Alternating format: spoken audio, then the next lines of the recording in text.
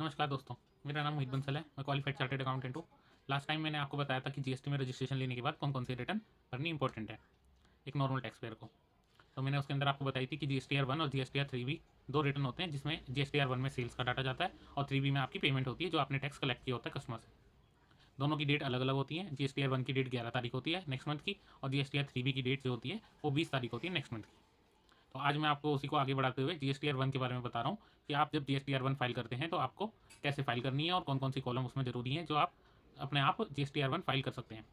तो जब भी आप जीएसटी पोर्टल पे लॉगिन करते हैं अपने यूज़र आईडी पासवर्ड से, तो आपको डैशबोर्ड पे जाके रिटर्न डैशबोर्ड पे क्लिक करना है और वहाँ पे जौन से मंथ की आपको रिटर्न फाइल करनी है वो मंथ सेलेक्ट करके सर्च पे क्लिक करना है। देन आपके पास 4 कॉलम खुलते हैं, जिसमें फर्स्ट कॉलम जो होता है जीएसटीआर 1 का होता है।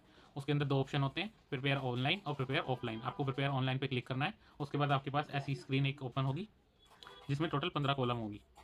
पहली 3 कॉलम आपकी जनरल इन्फॉर्मेशन की होती है, उसके बाद 4, 5, 6 इस तरीके से कॉलम होती है जिसके अंदर डिटेल्स जाती हैं सेल्स की। ठीक है, टोटल 15 कॉलम होती हैं। अब इन 15 कॉलम में से भी आपको कौन सी कॉलम्स में डाटा फिल करना है वो मैं आपको बताता हूँ। बहुत सिंपल प्रोसेस है। फोर्थ कॉलम के अंदर आपको B2B, यहाँ पे लिखा भी है B2B सेल्स जितनी भी हैं उनकी डिटेल डालनी होती है। फिफ्थ में B2C जो कि लार्ज इन्वॉइस होते हैं 1 लाख से ऊपर के, वो फिफ्थ कॉलम में डालनी होती है। सिक्स में कॉलम में आपको एक्सपोर्ट के इन्वॉइसेस डालनी होती है। अगर आपने कोई सेल एक्सपोर्ट की करी है, आउट ऑफ इंडिया करी है, उसकी डिटेल आपको सिक्स कॉलम में डालनी होती है। सिमिलरली 7 के अंदर आपको B2C डालनी होती है जो कि अदर देन लार्ज इन्वॉइसेस होते हैं जो 1 लाख से कम के होते हैं।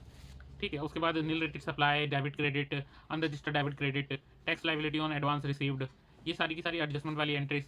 फिर मैंडेटरी जो कॉलम होती है वो HSN वाइज समरी होती है एक, और एक डॉक्यूमेंट जो आपने इशू करा है। डॉक्यूमेंट का मतलब यहाँ पे होता है जो आपने इन्वॉइसेस इशू करे हैं सेल्स के अगेंस्ट। ये 2 कॉलम आपकी आज के टाइम में मैंडेटरी हो गई है, इंक्लूडिंग जो आपने सेल करी है। प्लस बाकी ये सारी इलेक्ट्रॉनिक कॉमर्स ऑपरेटर के थ्रू और जो आपकी सेक्शन 9(5) के अंदर सेल फॉल करती है वो आती हैं।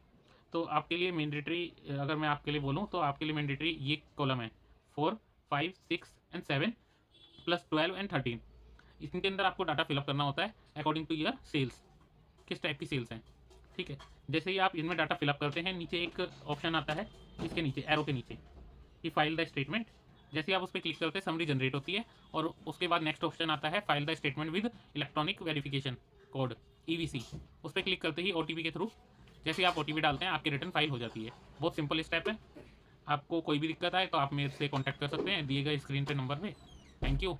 और कोई इन्फॉर्मेशन के लिए कनेक्ट रहिए थ्रू माई यूट्यूब चैनल। धन्यवाद।